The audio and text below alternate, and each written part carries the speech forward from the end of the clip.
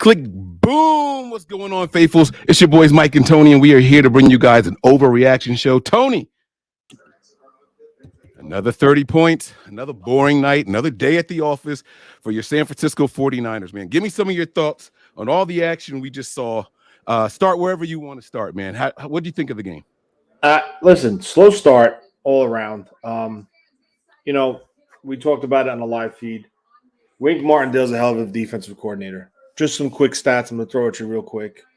I got this on Twitter from David Lombardi. Shout out to him. The New York Giants blitzed 33 of 39 attempts. That's 85%. Brock Purdy versus the blitz is 20 for 31 for 247 for 2 touchdowns. Listen, you said it. 3 straight games, 30 points. Slow start, strong finish.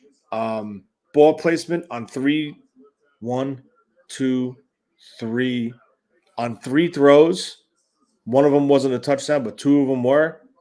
Great ball position, great, spot to put the ball. Great plays were made. It is what it is. I do understand that he started off a little slow, a little struggle in the beginning. Couple balls behind, maybe in front.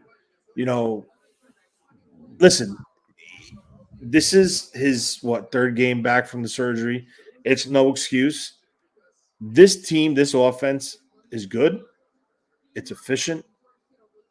And the most important thing, Brock Purdy has 0 interceptions this season. 0.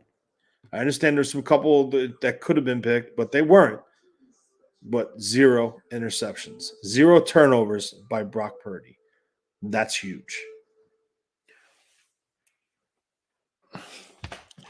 And I was pleasantly surprised with the poise of not just Brock Purdy, but the whole team, right? It was such a weird first half. It felt like nothing was going our way, yet we still had 17 points in the first half, right? It was like something's wrong. Look, right? Like the O-line is not good. The placement wasn't perfect or what we expect, right? And it's like, we got to get our shit together. But we still just come out and just another 30. Is 30 points the floor for this team? Like, I know that's crazy. I know that's a lot to say. Listen, right? That's without Ayuk. Mm-hmm. Yeah. It's absolutely without Ayuk, guys. We're gonna do some victory shots, man. My wife is bringing me my my cup and my drink now. I can't do a lot of these things. So listen, I have work very early in the morning. I actually, it's so stupid, right? Like I thought about calling out, but I have interviews scheduled for tomorrow morning. We're hiring people at my job, and I was like, all right, I scheduled them for Friday. I wasn't even thinking. I scheduled one last week. I scheduled one on Monday, not thinking about Friday being the day after the game. And then I thought about texting one of the guys and say, hey, you know what? We could do it tomorrow. I mean, on Monday. But then Monday I have to stay home because my kids don't have school for some reason. I don't know. What holidays out here, Tony? These kids have more days off than they do go to school. Oh, I wanted the whole bottle, but it's all right. So it's Yom Kippur, and I didn't know that I forgot that the kids didn't have school. So I'm staying home on Monday. So I have to go in tomorrow, do these interviews.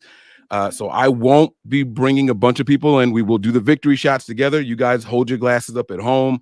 We'll take our victory shots. We're going to get the pressers in here once they get started. And we're going to have a good time. I can't wait to hear what the team has to say. And once they are on and live at the conclusion of the pressers, we will wrap everything up. All right. So this is going to be a lot of fun, man. Make sure you guys have your victory shots ready. Thank you, baby. Let me see here. Let me see. This is again, guys. This is going to be a very early night for us here. Not the normal 2-3 hour show that we normally do. I'll be surprised if we even hit 1 hour. Let me see here. Hold on. What am I looking for? Bear with me 1 second, guys. Where is she? Where is she? TikTok. Where are you? There she is. All right. So there's that. All right. Tony, man, the stats from this game. Brock Purdy had a career high 300 plus passing yards. Well, 310 was the career high. What did he finish with? Do we know? He went 25 of 37, 310, 2 touchdowns, 0 interceptions. Oh, so he finished with the 310? Okay. Yeah. All right. So he finished with the 310. I'm not going to lie to you, man. One thing I would have liked to see happen when they put Sam Darnold in, like for what? Like, if we were just going to hand it off the whole time, let Brock finish the game out. Let him finish the game, you know? But I also understand victory formations. And the streak is still alive. Brock Purdy, any game that he has started and finished healthy, has not lost in the regular season. Has not lost at all. At all. You know, I kept seeing all these stats with people saying 8 games, 8 games, 8 games. And I'm like, why aren't they saying 9? But I forgot that Miami game, he wasn't a starter. He didn't start the Miami game. So it's cool. George Kittle, is he back, man? 7 receptions, 90 yards. He didn't get paid dirt, but this is the best game statistically Kittle has had since when? Definitely this year. He does have a black eye. Somebody said Kittle has a shiner. Who beat up George Kittle? I think he might have got hit in the face during the game because he didn't have that before the game because they showed a video of him going to the sideline and taking pictures with his family, and he didn't have that. He's talking about it now on the thing. Actually, he just touched it. Let's see if I can pick up the audio of what they're saying. Maybe I can rewind it a bit and see if he explains where the shiner came from here. Where's my other remote at? I haven't touched the oh, here it is. Let's see if we can run this back a couple of seconds here where he touches the shiner. Let me see. And Kyle is not at the podium yet. All right, so I'm going to listen to see if he explains what happens or not, just because I'm curious. But is George Kittle back? He was. Well, here we go. Hold on. 3-0.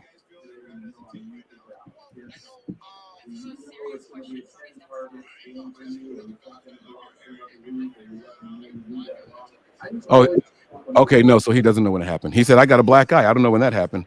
That's all I wanted to know was if he knew where the black eye came from. So he doesn't, but that's all good. And the pressers have started. Let's bring in the only person we're going to have on with us tonight, Tony. It's going to be our girl Melissa. We are going to get Kyle here at the podium. What's that? What's going on, Melissa? All right. I'm about to freak out right now. My feet kept going off. Like it was either the antenna or the Wi-Fi would keep cutting out on me. Like thank God I had 2 TVs running. There you go. All right. You know what? Before we get Kyle in here, let's do these victory shots, guys. Let's do the victory shots, and then we'll get Kyle in here to start these pressers. You guys know the deal. We got a tradition here. And let me just say, like, the victory shots thing has been pretty good for the 49ers, man. Since we started this tradition here, it's been working really well. Shout out to Gold Bar Whiskey, really kicking that whole thing off. We got to see what's up, man. They got to send us some new shit, man. You know what I'm saying? But you guys got your drinks over there? You guys ready? Yep. All right. Through the lips and past the gums. Watch out, NFL. Here we come. Let's go, baby.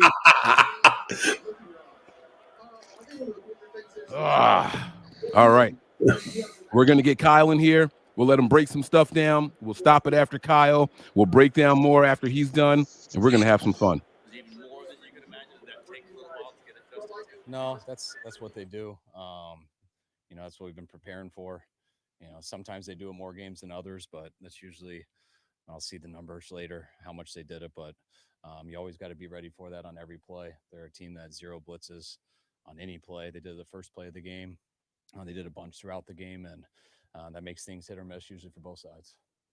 You think you guys handled that? A number of times I thought we handled it real well. There was a couple times we missed it too. I say the 0 blitzes were probably an even match. But we got a couple big plays on it also, especially that touchdown at the end of Deebo. But I said it was about even when they did that.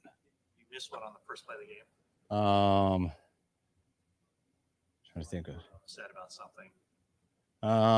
Oh yeah, I was upset about something, but I can't tell you. How would you evaluate Brock's play play tonight. Obviously, he was facing constant pressure, and so just to get the ball out, there were a couple of balls that didn't really hit guys in stride, obviously because of the pressure. Yeah, he missed a couple today, and guys made a couple of real good catches also. I thought it was just a huge challenge. One of the biggest ones Brock's been in, just to, the short week to prepare for a scheme like that. Just how much they do with, they had 6 guys on the line of scrimmage throughout the game. Half the time they're coming, half the time they're not. There's not a comfortable play throughout a game, from a play call standpoint and from the quarterback, just because there's a lot of plays that don't work versus that. And so you got to constantly be looking at it. And sometimes they do, sometimes they don't, which is a huge challenge for a quarterback. And I thought he settled down throughout it as the game went and ended up playing good enough for us to win. Something that there was some discussion about Brock maybe being a little off under pressure, but then he puts up his first regular season 300-yard game. You score 30, passer ratings over 111. I guess it's just this is what happens to a quarterback who's expected to win, maybe? Probably. I mean, I don't know. That's your guys' decision, how you guys want to talk about it. And it wasn't his best game, but I think Brock played well. I mean, he definitely wasn't perfect, missed a couple throws, but he also made a couple plays that I didn't think were there. So I was definitely happy with him. You just made an emphasis of getting off to a fast start to the season. This year, sitting here now 3-0, heading into your mini buys. What does it mean for you guys? I mean, that's the goal. And, real happy to be 3-0 right now.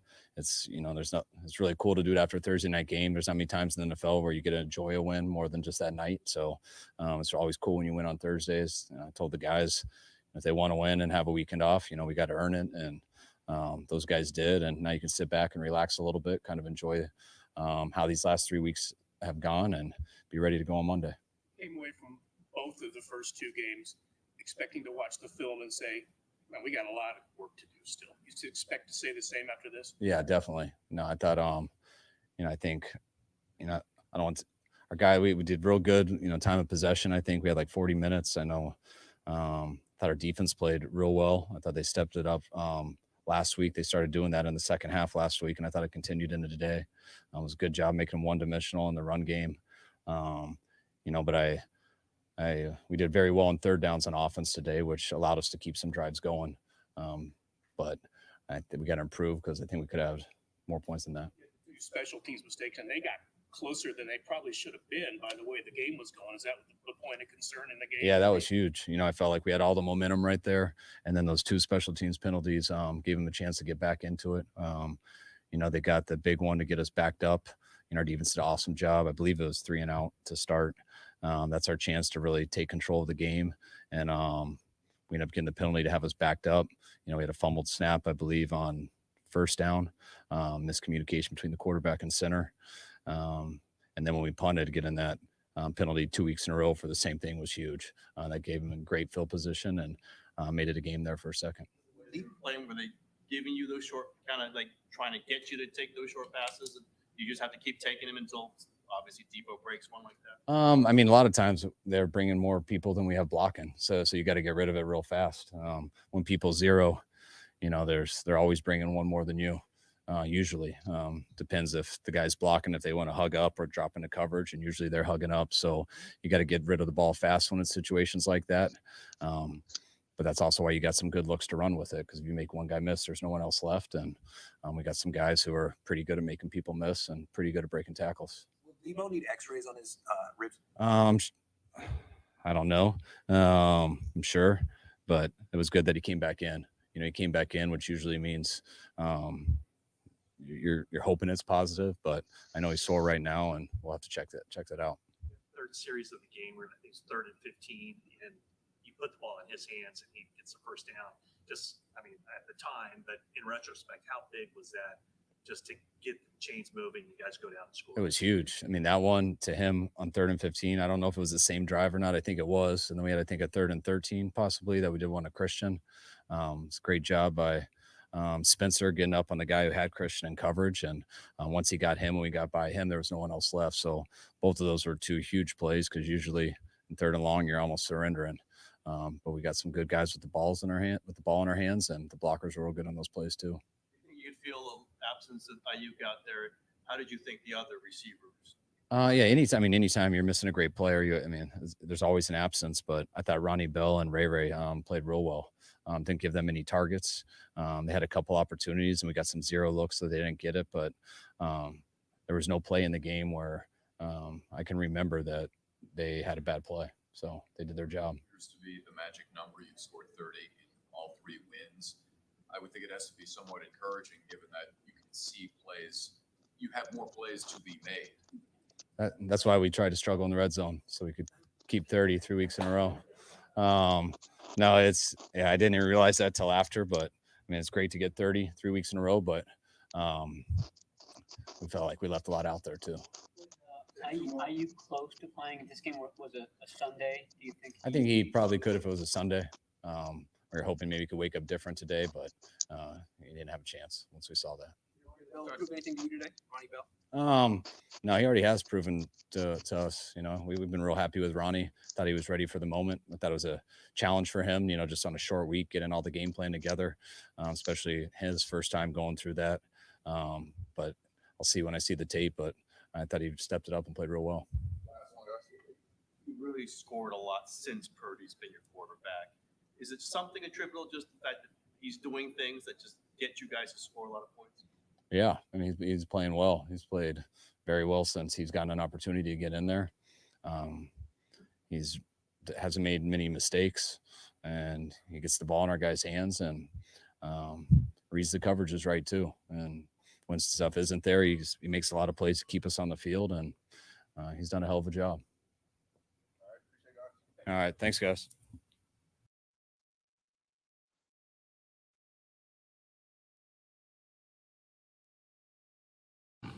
All right. So what we're gonna do now is we're gonna talk about what Kyle Shanahan said. But I want to say this before I forget.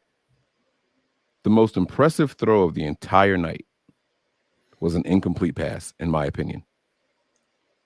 That throw to McCaffrey under pressure, right in his hands, but McCaffrey ended up dropping it for the touchdown.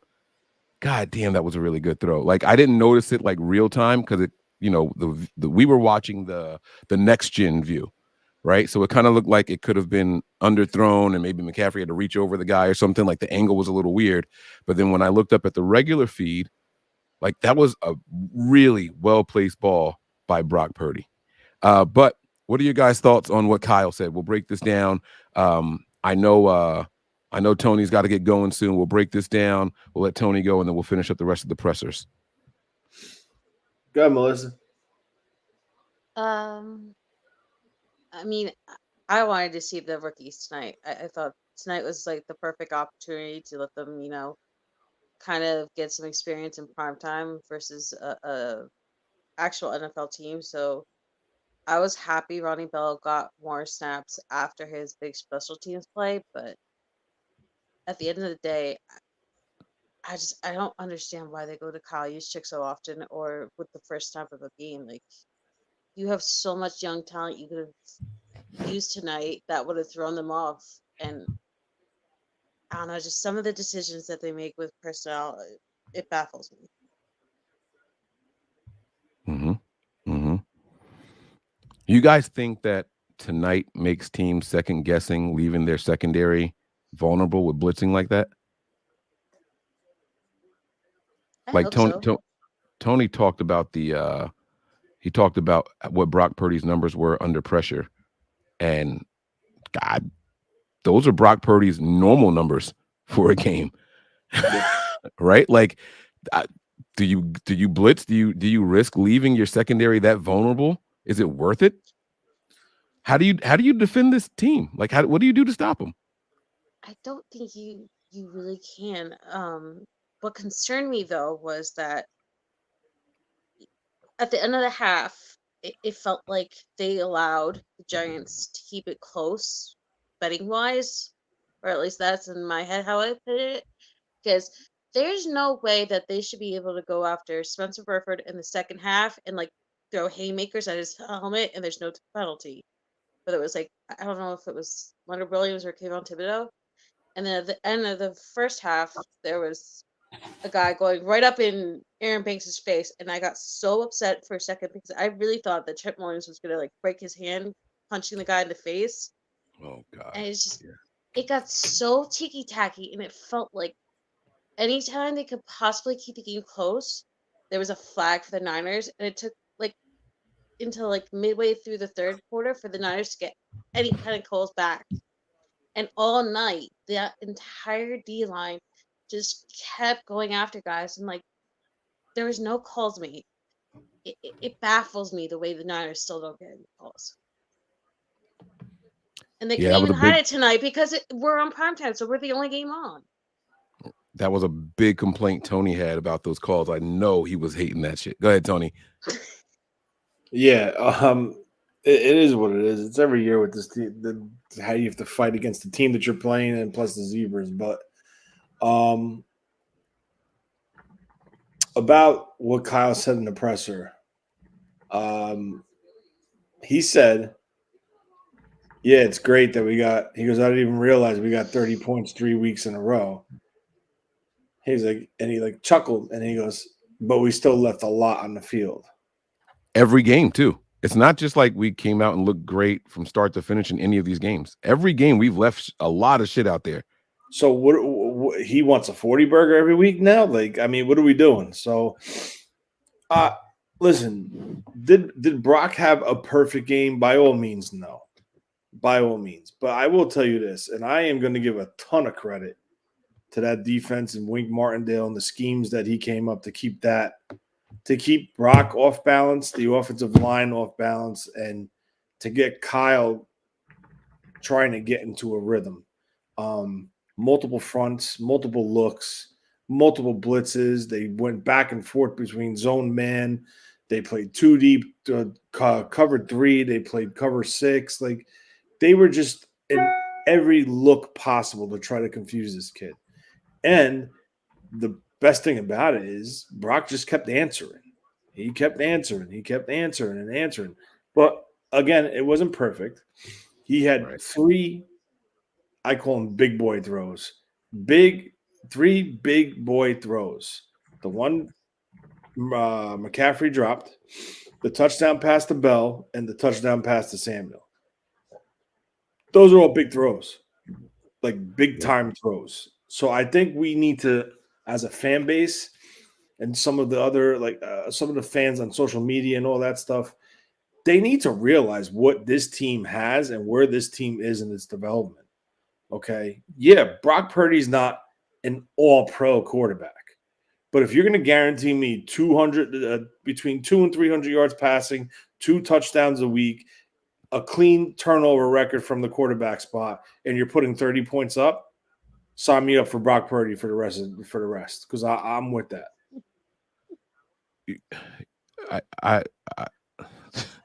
I don't even have a complaint about what we're seeing from Brock Purdy right now. I'm seeing a lot of complaints about the defense. We allowed 150 total yards tonight. What if it weren't for penalties, do they even score? Like, weren't their scoring drives all aided by significant plays? Am I missing something? No, but I did have a question for you two guys, because I don't have access to Patreon, so I can't really tell what your reactions were in real time. But did anyone else feel cheapened that we didn't get a safety? Because I really felt like they just showed like 5 different angles, because I had like the 2 TVs and they were like pressed up like this against each other. So like literally it was like a hall of mirrors, and I saw like 5 different views on like the Fox cam and the Amazon cam. It felt like from every angle, his ass was in the end zone, his feet were in the end zone, his knees were in the end zone. I don't know why they gave him the sack, but they wouldn't let him have the safety. It felt like even after that play, like there was another tackle, I think it was by Armstead later in the game, where they allowed the ball to get out so that way they could avoid another safety. It felt like they didn't want the defense to get any kind of stats today. It felt hinky. But that's just me. You want to take it, or you want me to tell it? Go ahead, go. You're good. So we thought that it was a sack also, and then they showed the other angle, and I believe Tony looked up the rule or read the rule really quick. So the sack is initiated based off of where the quarterback's feet are when the contact is made. And when they showed it, both feet were on the opposite side of the end zone line. So just because he fell in that direction, it wasn't a sack. But it's weird to me because I've seen quarterbacks get tackled in the end zone but stretch the ball out over the goal line, and then it doesn't count as a sack. So I don't really know what the official rule is, but he definitely, the contact was made, and it's almost like Daniel Jones knew exactly where he was. He like jumped. You know how special teams people, when they field the ball and it's like right at the 1 yard line, like jump and like make sure their feet are down outside of the end zone line. Like that's what he did with the ball. Like he put both of his feet right next to each other, and then he fell into the end zone. So they're saying that's why it happened the way that it did. As far as I don't know if it was Armstead or not. There was another play that I thought should have been a sack, and he kind of like he was out of the pocket, right on the sideline. He like tossed the ball. Greenlaw. That was Greenlaw. That's right. It was the Greenlaw one. He tossed it underhand. That should have been a sack. I don't get why he was even allowed to do that. Like an underhand thing. That's not a pass, right? That's a fumble. Shouldn't that have been a sack fumble? That's what I thought. I don't know. I don't know. I don't get it. But your thoughts, Tony? You think that there was like something against the Niners there with like just them, holding the defense back, the officiating, holding the defense back? Like I kind of feel that way because they were just battling all game. Like the whole incident with the Trent Williams thing leading up to the half, right? Everyone's saying, "Oh, Trent Williams, the NFL at the NFL. Look at this. This is a disgrace. Trent Williams should be thrown out of the game." Well, you didn't see every angle because Robinson was the first one who threw the punch. Yeah. So is Trent Williams correct for doing that? Absolutely not. I'm not sticking up for him whatsoever. But you can't throw him out because he threw a punch and then just let this guy go because the national media camera, the national broadcaster didn't pick it up. I mean, like, let's be real here. Like, you know what I'm saying? Like, meanwhile, penalty after penalty. Good.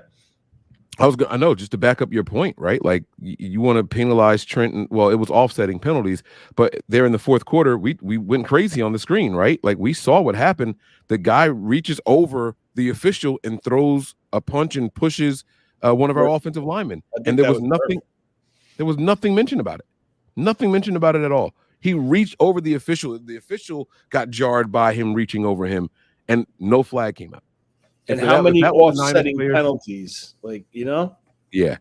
Offsetting penalties tell me one thing, that they were not sure about the one call, so they called the other one to offset it, so it's not a hindrance on the outcome of the game. Bingo. Exactly. That's the way I see it. Are you disappointed with the defense's performances this year so far, Tony? I'm disappointed in the passive approach early in the game. If you know the passive approach isn't the answer, why do we keep trying the passive approach?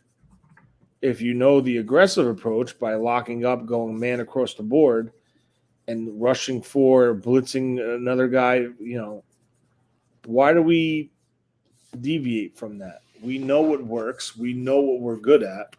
You go out and sign guys with a history of press man coverage, and you have Travarius Ward playing 6-7 yards off the line of scrimmage. Mm-hmm. I don't like that. I know the 49ers defense is, you got the front meshes with the back and the back meshes with the front. So by playing the zone, you're covering the space, and it's hard to, if the rush is on its game, it's hard to get a pass off and you could jump a route. I understand that. But when the rush isn't doing it right off the bat, you have to go to something where the rush, you, on the other hand, could help the rush as a defensive coordinator. Now, this has been 3 consecutive weeks, right? Zone, soft, prevent, basic, fundamentals, play it safe. Week 1, week 2, week 3, the first half. Week 1, week 2, week 3, the second half. Minimal points given up, man coverage, blitzing. Now, it's not the answer every time, because eventually you're going to get beat if you're going to continue to blitz. You have to be able to be balanced and not one-dimensional. it's like, the same with the offense. You can't run and not throw the ball, and you can't throw and not run the ball. So it's all about being versatile and being able to do both. But I'm just not happy with having corners 5 to 7 yards and then backpedaling 2 to 3 once the ball snapped. You just went from 5 to 7 yards to 7 to 9 yards in the snap of a finger. But while I hear and receive everything you're saying, it's all factual. It was 130 yards tonight. That's great for a defense. Like, it's and 130 they were yards because of the adjustments that they made. Right? They came out yes, the defense played an okay game, but the problem is you still saw the safe, the non-aggressive approach. You even said it. Why is he lined up so far back? Why is he off coverage like that? Why is he 7 yards off? Mm-hmm. You saw it. So what did the Giants do? They went down to the dump off. They started dumping the ball off into the flat, and then the corners would have to shed the block from the wide receiver and go make a tackle. So it's kind of like, what are we going to give and what are we going to take? Like, you know what I'm saying? Like, what's the defensive give and what's the offense is going to take? And it's vice versa. So I honestly feel that if they become a little bit more balanced early rather than just playing that strict zone, I think you could keep the offense unbalanced in return. If you know it's going to be a heavy zone game, you're going to run go routes, clear out the middle of the field, and just continue to dump it off. Right? The Niners tried to do that, but what happened? Wink Martindale kept switching it up. They kept changing the fronts. They kept doing exotic blitz. They kept masking their pre-snap coverage from pre-snap to post-snap. It would change. So it's kind of like, Steve Wilkes needs to find his groove and his niche, and then I think they'll be okay. I think Bosa's legs are starting to really come under him. So I think Hargrave has played excellent. I definitely thought he would have got 2 sacks. I definitely thought he almost had 2 sacks how fast he got off the line. But I think the focal point is versus Dallas. That's where I think this defense is going to really take a step. As in, that'll be their test, or that's when they'll be more aggressive? What do you mean by they'll take a step? I think they're going to be on their game by then. I think Bosa should be pretty much ready to roll in mid-season form by week 5. Because remember, this is only week 3 for him. Right? It's only week 3. All right. I'm just looking at it from I think what happens is we watch these games kind of like, with Twitter eyes, right? Like every snap is like a tweet all on its own. And it's like, man, that wasn't perfect. They gained yards. Man, that wasn't perfect. They caught the ball.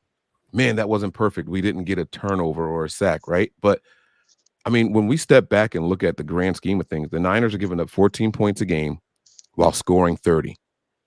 They're winning these games comfortably. And as bad as we thought the first half was in all of these games, it was 17 for the Rams. That was the worst first half we allowed.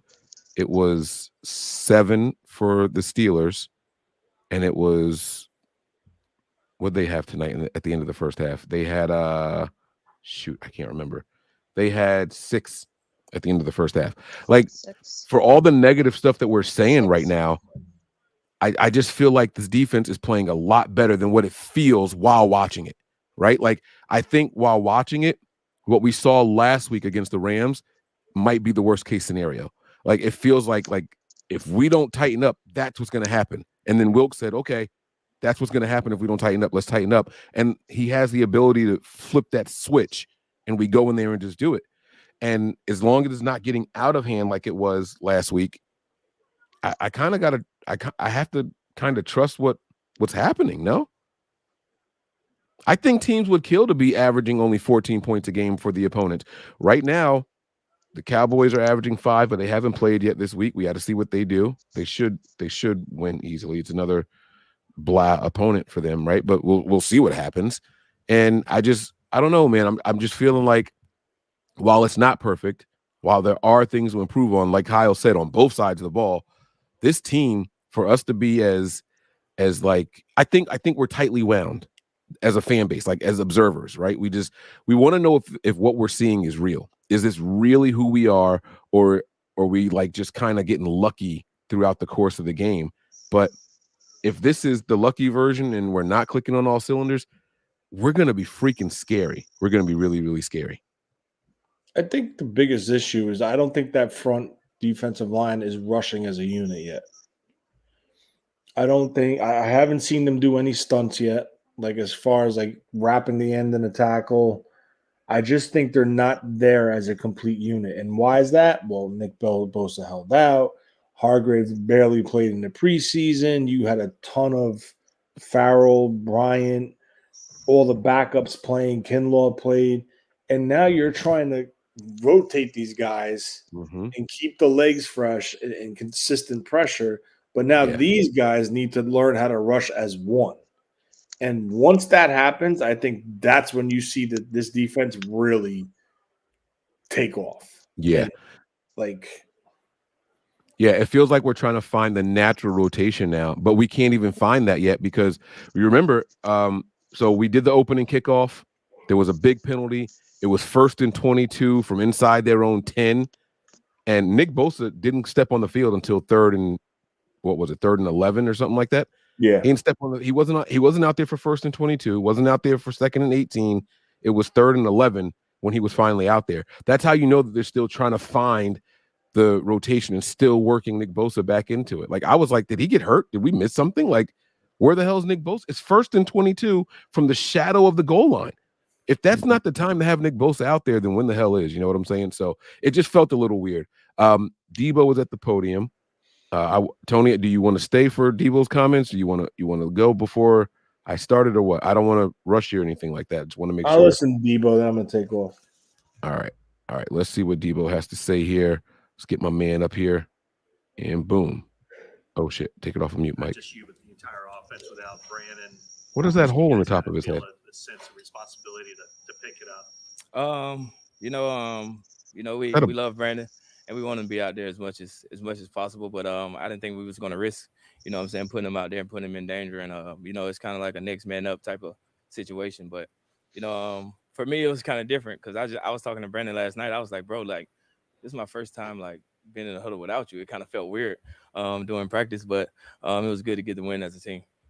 They blitzed so much. I mean, it was like I've seen anywhere between 73 and 86%. And Kyle said that's what we expected him to do. You guys have the kind of playmakers that can beat blitzes, don't you? I mean, that's kind of the play on 3rd and 15 that you made, the one that Christian made. Do you look forward to teams blitzing you?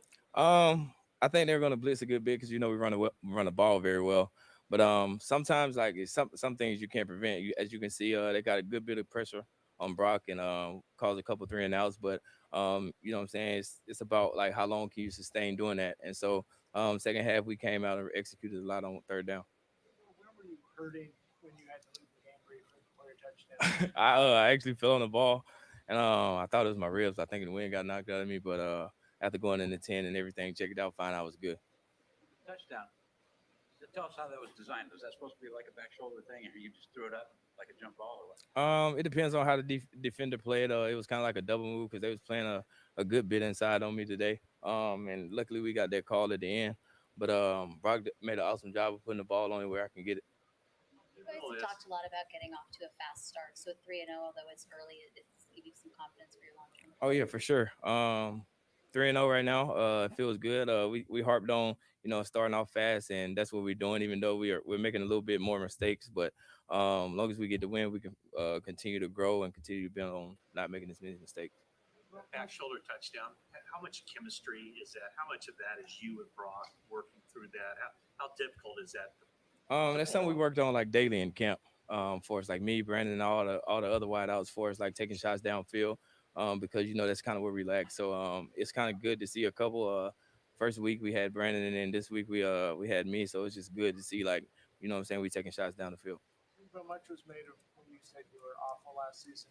Would you agree you're not awful I definitely agree. In better shape, being able to sustain drives and be out there as long as I can without having to sub. Yes, sir. A team blitzes as much as they do. Are you expecting a lot of those quick screens, and are you thinking that I could have a big day doing that?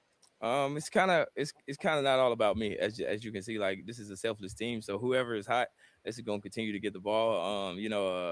We just harp on, making plays whenever the ball come our way. So obviously, a big part of your game is yards after the catch. It's virtually impossible for one guy to bring you down. But I just wonder, when you end up fighting through guy after guy after guy and then land on top of the football, and do you ever think just go down a little bit earlier? Nah, not that's not the way I think. I just try to get every yard possible for it's like moving the chains and stuff. But it's just my mindset. I'm not just gonna fall to the ground. Just like allow one person to bring me down. You were named team captain this season. For us, this off season, I think the team seeing all the things that I did to come back in better shape and be able to help this team as much as possible. It was kind of blessing for them to name me a captain. Thanks, Deebo. All right, so that's Deebo. I'm sure. Yo, well, so Tony, I gotta let you go, bro. I know you're tired. Night, Tony. It was really good to see you. Wait, before we do, I have a question. Is Deebo's son is a junior? Yes. So his chain says SR. I knew the last thing was an R. I couldn't tell what the first thing. So it's senior. Yeah. Okay. I'm sitting here like, what the hell was that? Tony, let's read these. Was there anything that you saw from Deebo's presser that you thought you should say? There was only one thing that surprised me. I didn't realize it, but other than that, I didn't. Fell asleep. I didn't even know that. People said I fell asleep. Oh man. I accidentally put you on full screen. Did you? I was trying to take you off. I put it on full screen, then I took you off, and then I was on full screen. And when I took it back, you were off, and then you started moving, so I put you back up there. But was there any takeaways from his presser before I asked you? There was one thing he said, and I wanted to see if you guys noticed it. About how it's a team thing, how we're a team, and whoever's the hot hand gets the ball. No, I mean, I expect that from Kyle week in and week out. That's why it's tough to pick any 49er players for fantasy ball, because they ride the hot hand game in and game out. Sometimes for a half even, so it's not even the full game all the time. Yeah. But he said that he was talking to Ayuk and was like, "Damn, man, like this is my first time not in the huddle, and you're not out there with me." I didn't realize Deebo's never played a game without Ayuk before. That was new to me. I for whatever reason, I felt like Deebo's played in games that Ayuk wasn't there in, but maybe not. That was new to me. So I get what? No, that's because wasn't Deebo out for a while and Ayuk played, and vice versa? Didn't Ayuk get banged up once and Deebo played? Well, so that's what I'm saying. That's what I thought. So he said it was his first time in the huddle without Ayuk. And I know that Ayuk has played without Deebo plenty of times, but for whatever reason, I just felt like Deebo played without Ayuk before. I don't know. I think at the end of 2020, Brandon was sat because of his injury, and I think Deebo was back, but I couldn't be completely sure. His rookie year. Remember how Brandon was like close to getting 1,000 yards, then he got injured right at the end? Can't remember if Deebo came back afterwards. That was a weird year. 2020 is like MIB for my mind. That was such a weird year. No fans in the stands. And shout out to the fans that paid for the cardboard cutouts, like just wanting to be a part of it and trying to cheer your team on any way you can. That was something else, man. The NFL should issue refunds for people who did that, because like that was just stealing money at that point. Did they like refund season ticket holders or anything like that? I don't know. That was wild, man. Shout out to Ronnie Bell. Had a really, really good game. I was happy to see him getting involved out there. Jawan Jennings, Kyle Juszczyk, all the people who aren't going to be named as the heroes in tonight's game, man. This was a really, really good team win. Tony, your man Brock Purdy is at the podium. I won't hold you though. I know that you got to get going. Can I say one quick thing before Tony leaves? the most amazing thing happened today. Okay, so I don't know if Tony saw the message I made on Twitter, where I got to win finally something to represent my Jersey boys on Nothing But Niners with Dre Greenlaw's number on Mariah's channel. She does giveaways all the time, so I'm finally gonna have Birth of a Dynasty, and I'm gonna put it up on my wall full of Niner stuff. And the craziest thing happened tonight. Niner Edits was doing a giveaway for a jersey. I've never owned a jersey, never in my life. Like the closest I ever came was sharing one with my brother for Tiki Barber because we both fell in love with him and he gave us a signed picture when we were kids. Okay, so tonight I just won a Dre Greenlaw signed jersey from Niner Nice. Edits, and I don't know what it is, but every time I'm around you guys, something like beautiful happens. Whenever like really bad shit is happening, and it's just I have to thank you both because Tony, you were one of the first people to accept me on Twitter and kind of like make me feel comfortable with it. And Mike, you already know what you mean to me, so I need to thank you both before you left. Oh, that's awesome. I tell you what, man, we got to get together, and I'm gonna have you buy us some lottery tickets next. All right. You keep winning shit when we're around virtually. Wait till we're in person. I'm gonna have you go buy us some lottery tickets, and then we're all gonna have a great time. How about that? That's what I'm talking about. That's what I like, man. Congratulations on the signed Dre Greenlaw jersey. That's what's up for real. Tony, you want to stay for Brock? You think you got it in you or no? I want to hear Brock. Quick, yeah. All right. I knew Brock would get Tony to stay. Let's go, baby. All right. If you see me snoozing, don't blow it up full screen, please. All right. I'll leave it at the bottom in the small thing, man. Because I'm full screen watching and I'm trying to like maneuver you, and I clicked the wrong thing and made you full screen. It was just you. The whole stream went away too. I'm sorry, man. All right, let's see what they're saying for our guy Brock. That defensive coordinator blitz is a lot, but it even maybe a little more, like just from the outset, almost every time you drop back, they were blitzing. Yeah, that's their scheme. That's how they've done things. They're pretty good at it. So going into the game, we had an idea, obviously, just on film and whatnot, that's what we're going to get. And, they stuck to it. And, yeah, it was a 4-quarter game. So was there a sequence in the game where you felt it looked like things kind of got off to a choppy start with the passing? Was there a sequence that you kind of felt like things were starting to click? Yeah, it's like there were some looks that were there, that I was off, inaccurate, or some things just didn't happen right within our scheme, and so I felt like it was a little choppy at first, and then once we got into a rhythm, we sort of saw what they were doing, and at one point in the game, they're going to start doing stuff. We had a good feel for it. I feel like a couple drives into the game, so once we got rolling, we're putting some drives together. We got in the red zone, and we just got to score. Obviously the field goals and putting up points are great, but our standard, we want to be able to score touchdowns when we get in the red zone, and so clips with Bill Parcells before talking to his quarterbacks in training camp and saying, "Look, I know you don't like dealing with the blitz now, but pretty soon you're gonna love it." Yeah, because that's where plays are made. Do you feel that way? Yeah. Obviously, that's the risk that the defense is taking when they're blitzing. We can capitalize on offense with some big plays, and so we had some stuff dialed up for what we were going to do when they did blitz. But at the same time, like if you're not on point, then they're going to get you. And so there was a couple times in the game where they got us. But at the same time, I feel like we were able to get a couple plays here and there on their blitz and take advantage of it. So something that we got to watch the film, learn from it.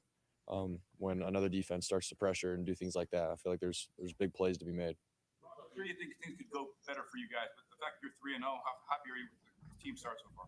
Yeah, I mean, it's huge. Obviously, you want to win every game, but we have a high standard. We have a standard that we want to be the best versions of ourselves, and so for us, it's sort of like, we win the game, which is most important, which is great.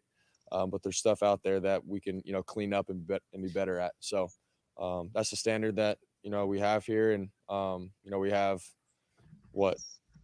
14 more games to do that, to be the best versions of ourselves and clean things up. So more than 14 time, but it's huge for us to be 3-0 and have momentum.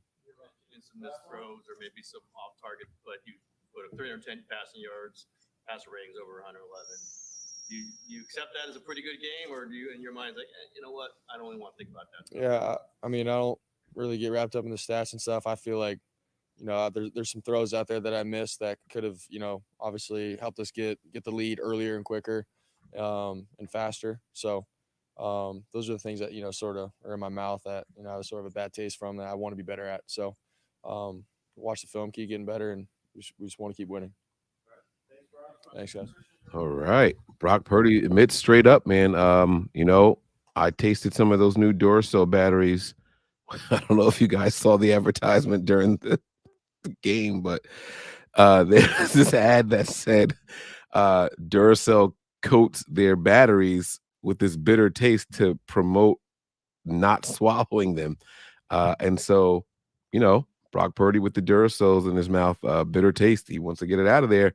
Guys, I just think it's so crazy to think that we're putting up 30 points a game and nobody on the offensive side of the ball is content. They're not looking at, oh, we just put up 30. Like, what else do you want from us, right? Like, we've seen players on other teams go to the podium and say, like, what do you guys expect? Blah, blah, blah, blah. Those guys on the defense get paid too. Like, we've heard things like that said before. This entire team is just straight up saying, no, like, we're leaving shit out there and we got to do better. What are your guys' thoughts on what you heard from Brock Purdy? I believe it. This hands in the pockets. I sincerely believe him when he says he's not happy with his performance. Like, I'm leaving too much out there. This red zone performance is not the standard that we want. This is not what we expect. I think they know how good they are. I think they know their abilities and what their capabilities and what they're able to do. They're very well coached. They're very well prepared.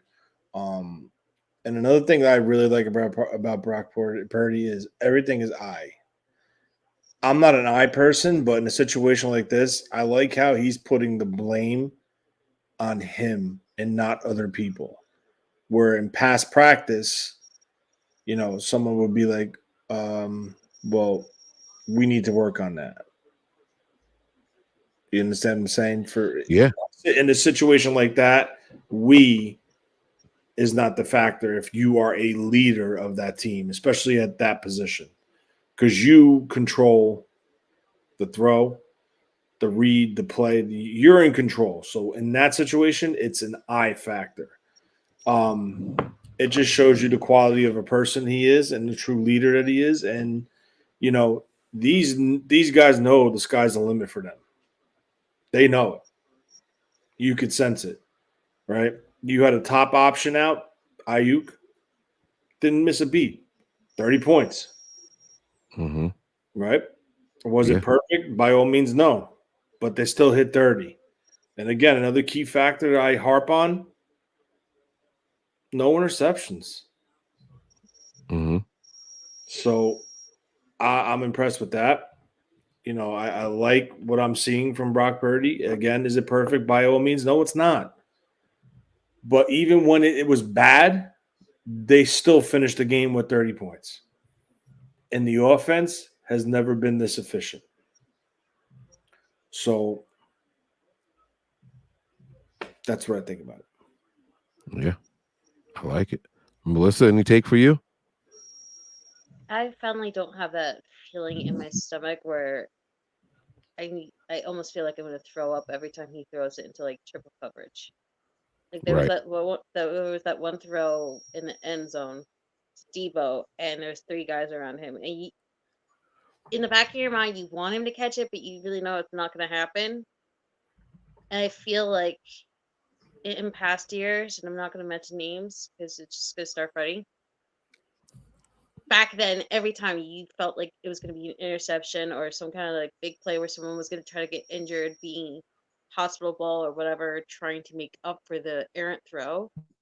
And I think now things stay calm, things stay moving, things stay level. And I think that's the biggest thing about Brock Purdy. It never feels like he ever loses his cool, and everything stays level, no matter how good or how much they struggle to get into games. I agree. Tony, any final thoughts before I let you go? We're going to do some super chats after this, and then we're going to get to Christian McCaffrey's presser. No. I'm just really tired. I'm going to bed. The Niners are 3-0, 30, another 30-point game, like I said before. And it's only going to be they're only going to get better. He's only going to continue to improve. The offense is only going to continue to gel. And once they're healthy, this is a tough team, man. They're a tough team. Yeah. Because they know they're what they're able to do. They're just a tough. They believe that. I don't think this team feels that there's not a team in the NFL that's better than them. Yeah. But I do think they respect every opponent. Yeah. Yeah, the respect is definitely there.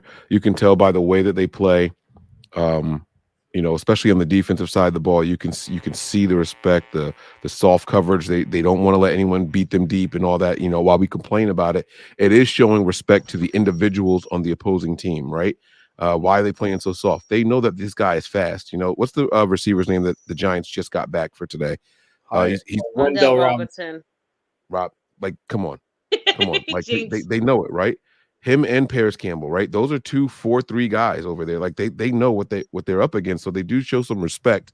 But after a while, it's like, all right, man, like we got to pin our ears back and go out there and get after it. So, yeah, Tony, man, thanks for staying on as long as you did. We're gonna wrap this thing up here soon, probably in the next 15 minutes or so. Cheers, Tony. Yeah, right. cheers to Tony. You were a soldier tonight, man. And I'll talk to you tomorrow, buddy. All right, I'll talk to you later. Have a good night. All right. We're going to let's get these super chats really quick.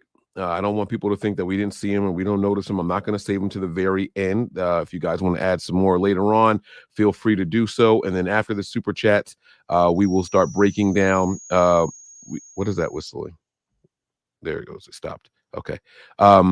We will, after the super chats here, we will go to Christian McCaffrey. And then I'm hoping to hear from somebody on the defensive side of the ball. I want to see what they have to say about the defensive performance tonight. JP Hellahard, thanks for the 490 super chat. I like it. I like the creativity. Thank you very much. He said I had Purdy 7-17. Almost, man. Almost. But, the Giants let you down a little bit, and so did we. I tell you what, if McCaffrey came down with that score, I really think we would have put up more than 30. I think it would have happened early enough. I think we ended up settling for a field goal on that drive.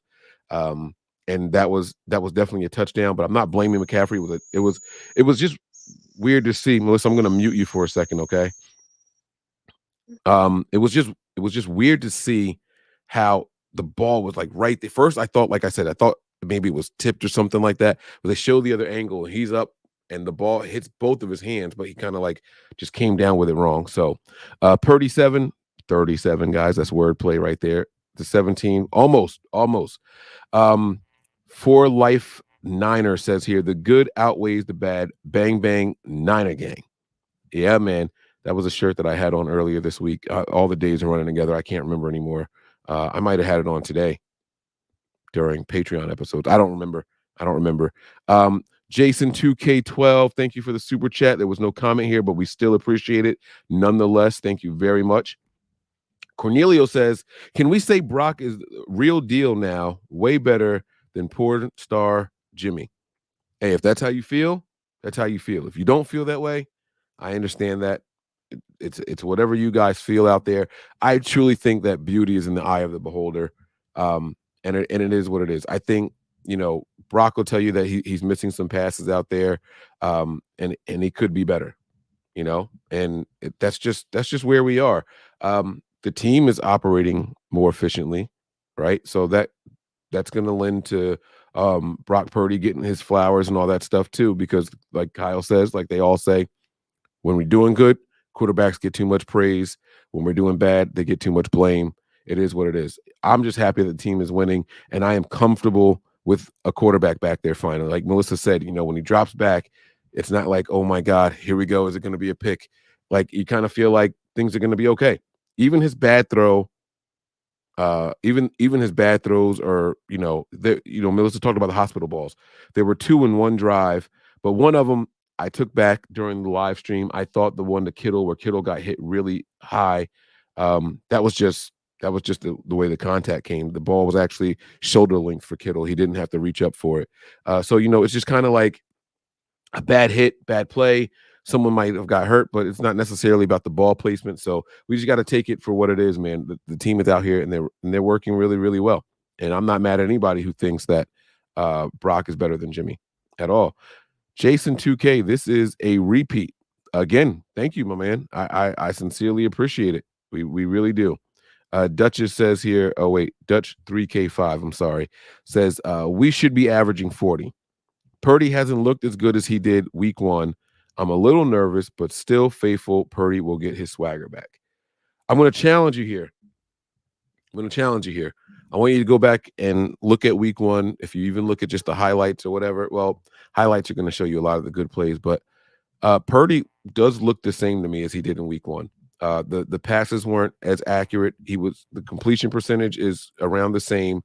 The only difference is that I think we want to see the ball placement be a little bit more spot on and more consistent. Completed passes and completion percentage are very different than ball placement, and I think that's what's making people a little nervous. There was a third down conversion in this game to Christian McCaffrey where he runs the route, he cuts to the left, and he kind of like makes this diving catch where you say he didn't need to dive for that. He was open. It should have been an easy pass. It was a clean pocket. Purdy stepped into it. He didn't have to put it so far towards the sideline, but it was still a catch, right? Those are the things that Purdy is going to critique himself on. Melissa, what do you think about Purdy so far? Do you think that he's looking better as the season goes on? Do you think he looks the same? I mean, it's just a matter of opinion, but I would love to get yours on that. I think he's kind of gotten over, I think, whatever was holding him back at the beginning of the season. I feel like the first week, especially against the Steelers, he wanted to prove that, that we shouldn't have remorse about Trey being gone or Jimmy being gone. And I think he's kind of accepted that not every throw is going to be perfect. He's not going to have all the completions. He's not going to have everything perfectly done. And I think he's grown okay with that. And I think what impressed me the most was his presser last week where he said, I don't lose my cool during the game. I wait until after the clock hits all zeros, and then I start beating myself up and saying, oh, I could have those points, or I could have had that point, or I missed that guy being wide open. I think that's amazing that someone with such limited amount of time, it's so veteran mindset. It's baffling to me. Like, he doesn't even have a year under his belt, and he's thinking light years ahead of most veterans Right. in the league. He does. He absolutely has a veteran mindset while he's out there, and that's something that I think is going to reap a lot of benefits for the team going forward. And I don't know, man. I'm not going to sit here and bug out on the week 1. The week 1, I think what happened in week 1 is that we just won by a wider margin. There was still a lot left out there. I'm not freaking out. It's just I noticed a difference, because I think back then he started beating himself up a little bit during the game. I think when Kittle and other people are like batting down his errant throws and kind of giving him that safety cushion and making him feel comfortable, I think he's kind of slowly just like adjusted to be like, this is my team. This moment's not too big for me. And I think it helps when, his family is posting every week after a win. I think it helped that he had his coach there tonight. I think all these things together have just kind of calmed down that whole quarterback controversy and the readiness of the quarterbacks. I really do feel like that's the one thing that's been kind of derailing us for years. Yeah. And Purdy, he knows it too, right? We have the best check down options in the entire NFL. Like, who would you rather check down to, right? A Matt Breida or a Christian McCaffrey, right? And then sometimes they'll even switch it up where Christian McCaffrey is out wide, and now your check down is Deebo Samuel. I mean, like, you have tackle breaking machines on every level of the field. Like, it's going to be hard for him to not be confident. So I like that as well. Let's get through the rest of these super chats here. I'm going to save one for the end. I did cheat and sneak ahead to see what they were saying. I'm going to save one more for after the Christian McCaffrey one. 49er Jeff, thanks for the super chat. He says here, Mike, Jones only had 142 all-purpose yards. Bro, I'll be damned. I was wrong. I thought that, I thought we were going to be winning by a wider margin earlier in the game, and I thought that they were going to force him to throw. They did force him to throw. They finished the game with 30 rushing yards or some shit like that. 29. I'm sorry. I gave him one too many.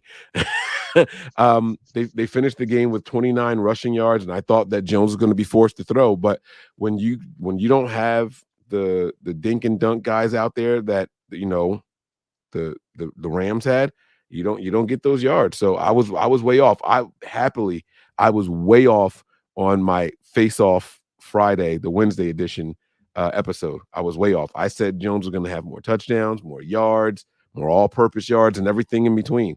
So I'm happy to be wrong about that. David Rendon. Can I switch phones real quick? Yeah. Go ahead. David Rendon here. He says Kittle has a black eye, probably from the fights. Yeah, man. He didn't even know. I watched him in the post game on Amazon, and he was like, "Oh, I got a black eye. I don't even know when that happened." So he wasn't even aware of it. And I can tell you, man, when that adrenaline is going, you don't know either. I had a black eye one time when I got jumped, and I don't remember anybody hitting me in my face, and I got jumped. I had no idea until the fight got broken up, and I'm in the mirror looking, and I'm like, oh damn, somebody got me. I had a little shiner, but it happens, man. When that adrenaline is going, you don't know. And this is a repeat here from 49er Jeff. Jason 2K, after listen, I'm going to sleep soon. I'm gonna be done this episode in the next 15 minutes.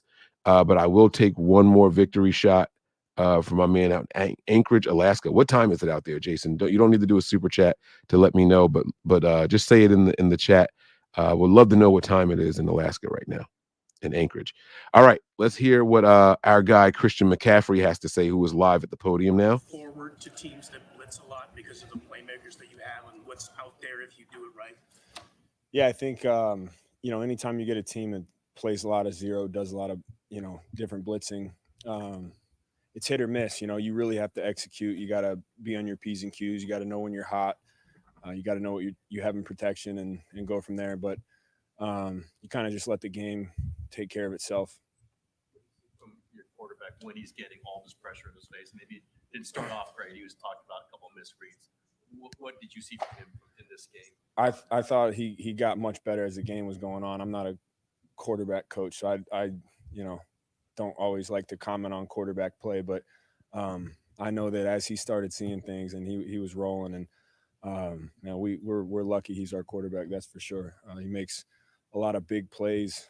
He's not afraid to throw the ball deep. You saw the one to Deebo, that was awesome, and we just got to go out there and keep making plays for him. Tied Jerry Rice with I scored a touchdown in 12 straight games, tying a franchise record. Jerry Rice is quite good. I don't know. Does that honor mean something to you? Yeah, that's a huge honor. Obviously scoring touchdowns is a team thing. O-line did a great job blocking, just had to hit the hole. But yeah, that's a huge honor to be mentioned with somebody like that. There's a lot of talk going into this season about a fast start, and with you guys being 3-0, though it's early, does it give you confidence about your long-term goal? I think for us, we know what we can do. We expect to win every game. And the fact that we're 3-0 is awesome. We know it's a long season and there's still so much football left. And so I love the mentality of our team right now, because I think we're 3-0, we're happy, but we're still hungry, and there's still a lot that we can get better at. And that's a good place to be. What does it say about this offense that you don't have Brandon and it looks like you still didn't miss a beat? Yeah, I think it's the resilience of and the depth that we have. And when somebody's down, being able to step up and make plays when your name's called. Obviously, Ronnie did a great job. So, yeah, I mean, you miss BA. He's a hard guy to replace. He brings so much to our offense with the ball in his hands and without. But when you have guys who learn from guys like BA, it's nice to, be able to plug them in and, like you said, not miss a beat. What have you learned? I assume you knew plenty about Deebo before you came here, but what have you learned to appreciate about his game since you've been here? He's just tough, man. He has all the things you would want in a receiver. He's fast, physical, can catch the ball, but I think it's the stuff that he does when the ball's in his hands and being able to just refuse to go down. That's so fun to watch. Anytime he gets the ball, it's important that you better continue to go try to find a block because you don't know what tackle he's going to break or how many. Rich, you hit 5,000 rushing yards tonight. Is there a moment at all to savor that or smile about it? I didn't know that. That's cool. Yeah. Yeah. It's probably kind of a grind to have to get ready for a Thursday night game. But the bonus is if you win, then you get an extended period of time off. And you guys have 2 consecutive home games after this. So big picture, where you feel you are. I don't know if you have anything special planned for the weekend since you don't have to do your job. Yeah, that's a tough defense to play, especially on a short week too. There's not a lot of time to go over everything, so you kind of have to crunch in a lot in 3 days. And so coming out with a win was big, and now just being able to get a little rest and come back healthy on Monday, ready to work, it's a good place to be. Appreciate it, guys. All right, so the next person is there already, but I am going to pause that. Let's do one more victory shot from my man Jason over in Anchorage, Alaska. Let me pull it up. Hold on a second. Let me get my little bottle here. Let me look. This hopefully will help me sleep better. And hopefully this is the last pressure because, guys, I'm fucking tired. All right, I got to go to bed. Oh, shit, I spilled a little bit on the laptop. God damn it. Whoo. I'm glad this is the laptop that it is. It's not going to ruin anything. So, guys, get those victory shots up. I got to take a sip of it. Hold on. I poured too much. God damn. I poured too much and it's still full after I sip some off the top. You guys can actually see the liquid shaking in there. That's crazy. All right, Jason. I hope you're with me in spirit, man. Hold that glass up, Melissa. Let's get it. Cheers.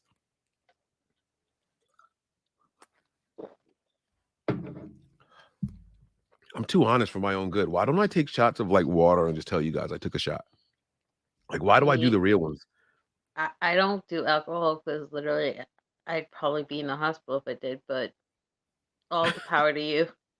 Yeah, no, but I'm too honest. I got to start telling people, oh yeah, I'm doing it, and like let it just be like Coca-Cola mixed with water. It looks like whiskey anyway, right? Like let's just do it. I mean, really, isn't the whole point not what you're drinking, but what you're doing to celebrate? Like, Yeah. the victory thing Yeah. was always for you to like bring on people and to make everyone kind of feel included and to cheer on. And like if one person's kind of like pissed off about a game, somebody else's like exuberance kind of like calms them down, and it's just like Yeah.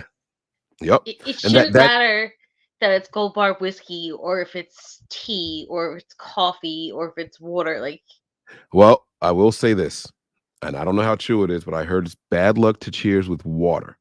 So just keep that in mind going forward, guys. If we I don't want to be usually a jinx use to the team, coffee or Diet Coke, which supposedly is there really you go. awful for me, but There you go. I have All limited right. options of what I'm letting you have. We got Nick Bosa up on deck, and judging by how much time is left in this pressure, I've got a feeling there's someone else. So we're gonna It's probably Fred Warner. Fred Warner usually yeah. always has a presser. Yeah. So let's see what they have to say for Nick here. Nice to not be blocked. Say what? Be blocked. Yeah, that was clutch. Take a gimme all day. It was a rare. Did you think it was a safety? No, I know the forward momentum. I'm glad he put that to bed right out the gate. Defensive line playing overall. It seemed like sometimes you bring in Kinlaw and have 5 guys. What's that like? I think tonight, all around as a unit, was one of the best the best performance we've had together. Just winning rushes, everybody really fast, sometimes too fast where he could get it out. And but the interior, Eric and Javon and Javon just had really good games today. How much of your emphasis in this game was just making sure that Daniel Jones, didn't beat you guys with his legs? It was big, yeah. I think we did a pretty darn good job with that, just getting guys right in his face quick, and being disciplined on the edge was good. Is best since you've been here, best defensive line performance? with this group. I'd have to watch the tape, but the amount of rushes that we won as a unit was, I'm sure the pressures are pretty high. We definitely wanted more sacks, but just how it goes. Eric said that you guys did a little lobbying to get those 5-man fronts out there with Javon had it in there to Steve Wilkes. So what was that process like to be able to convince him, and how rewarding was it to be able to get those 5-man fronts there on third and long? It was great. Whenever something works, you don't want to change it. So Javon was pretty adamant about it throughout the week to get it called, and when you call it and it works, you get it called a couple more times. Shout out to Kinlaw, man. Javon? Yeah. Oh, huge. He's just been healthy and a really good off season of training, so he's able to use the tools that he has and leverage. I think he's going to keep ascending. Daniel Jones had 2 carries, 5 yards. Does that surprise you that he didn't try to run more? Yeah, I was a little surprised they didn't go with the zone read game a little bit, which kind of hurt us back in 2020. But I guess they figured that we emphasized it throughout the week, so maybe they didn't go to it. But we expected that. We didn't get that much. Remind me to comment on that. He was getting rid of it more than Actually. trying to extend plays like we watched the first couple games. I've always been confident about Purdy even from the beginning, but to see him blitz this much, get hit, you can see they clearly wanted to get into him and put up a 310-yard, 2-touchdown, no interception. What does that say to you about him? I'm extremely confident in him, and I know when I see him after games, he's never too high, never too low. So even when there are plays out there that he misses, he's very very keen on trying to make those improvements. But he still had an amazing day. I know you guys don't care about social media, but it's a national game, and I guess there was some social media commentary early on, especially that he was missing passes. Does anybody on the team care about that? Are you amused by that? There always seems to be this constant. He's not that great chatter out there. Yeah, I've done a pretty good job of staying off social media this year. So especially with the going into the deal getting done, so it's definitely a healthier way to live your life. I'm 100% sure. There was a rough in the passer call on the Giants in the second quarter. How do you work on that as a defensive line? Even though you're very, very physical, how do you work on that to not get those calls, especially because it's so ticky-tack nowadays? Well, it's pretty clear rule when you hit a guy, and all you have to do is put your hands on the ground and not land on him. I had a pretty big one last year in Seattle, and I kind of just lost my head. But it's becoming a little easier for us to. You want to crush the quarterback, but it's just not how it goes these days. Could Deebo be an honorary defensive lineman? What? I think so. Maybe a backer. Stupid question. Fit in with Fred and Dre. Breaks 4 tackles. I don't know. Sometimes you may be watching, every offensive snap, but does it do something for the entire team? Oh yeah, 100%. Chris goes nuts, and we laugh at him.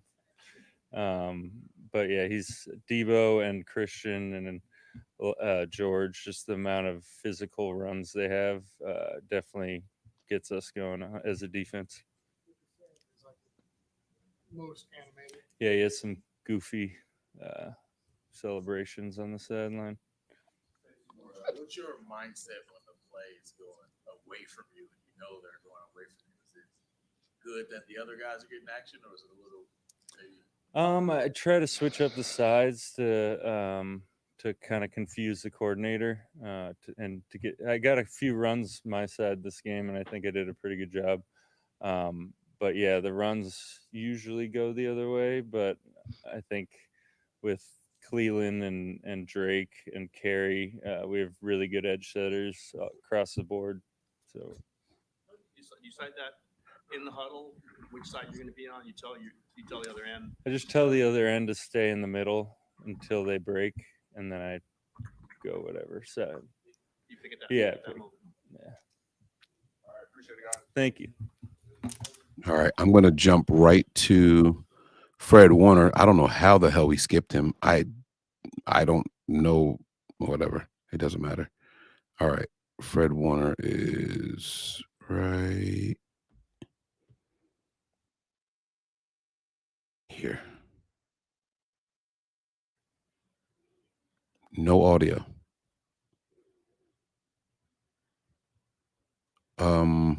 Hello? I can hear you. Okay. I just want I can't hear Fred though.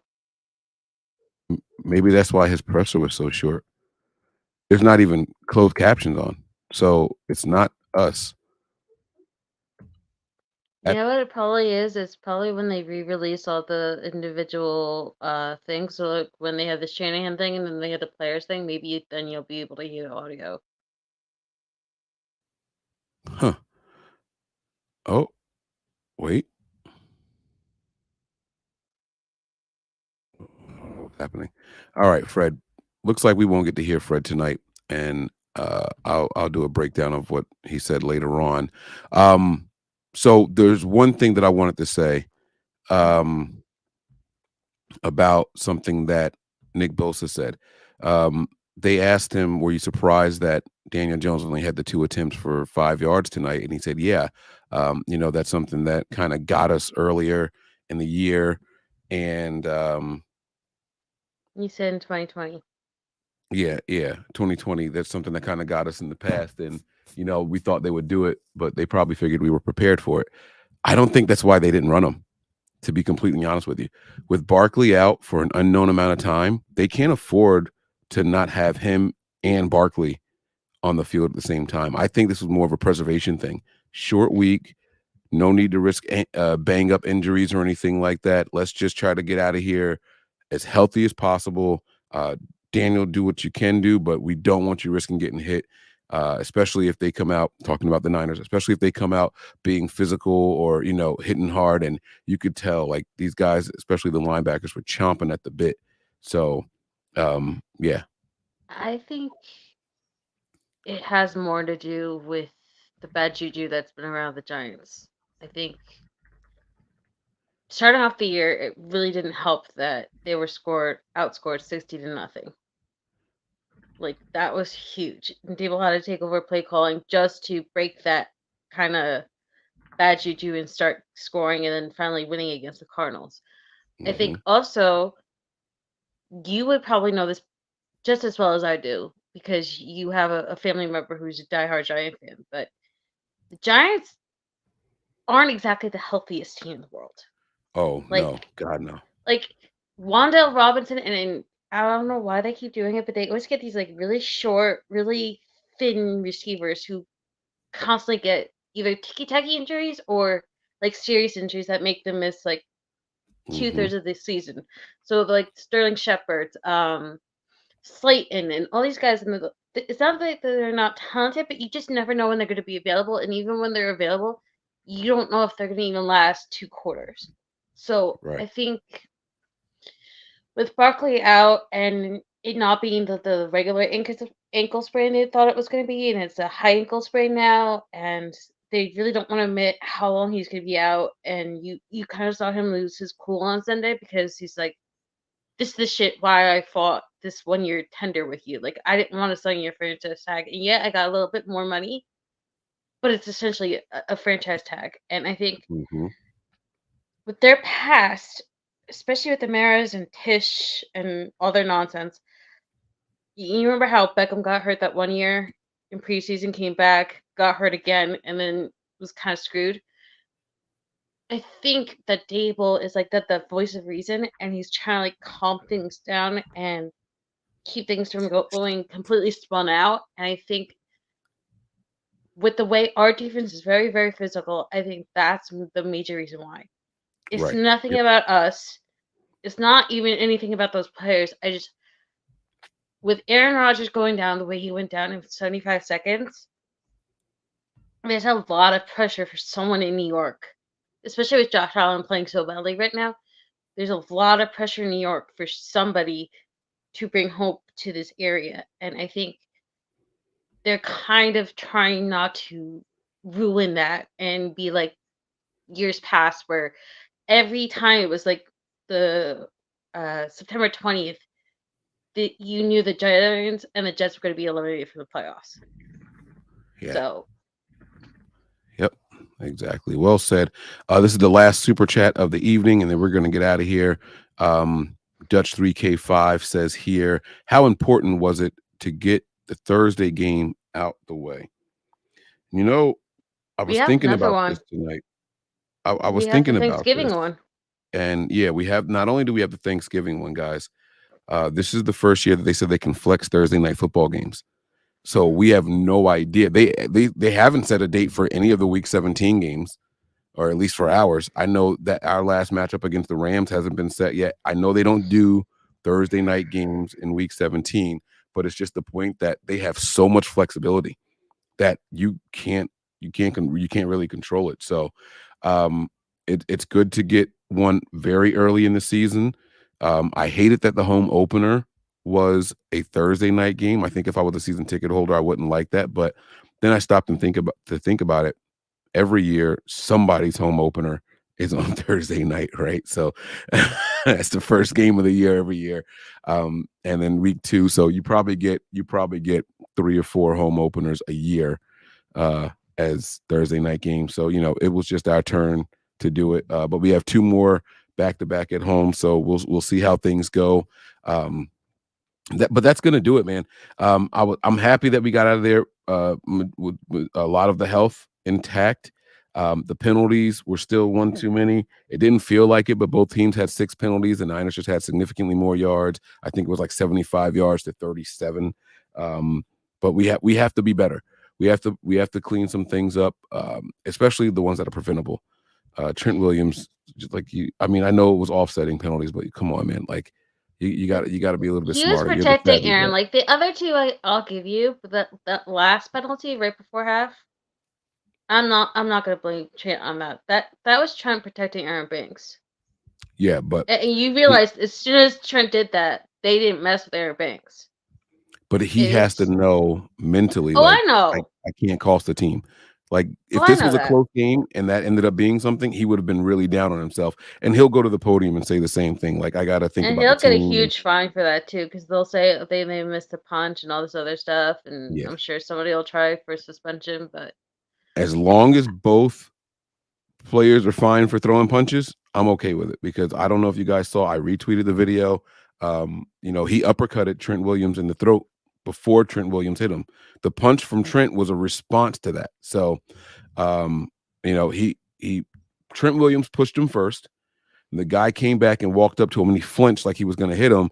And then like he threw a cheap uppercut right underneath the chin strap. was that And Leonard then Williams or was it some other douchebag that was doing that? I didn't see the number. I'm not sure. So, Anyway, can I ask they- your opinion on something real quick?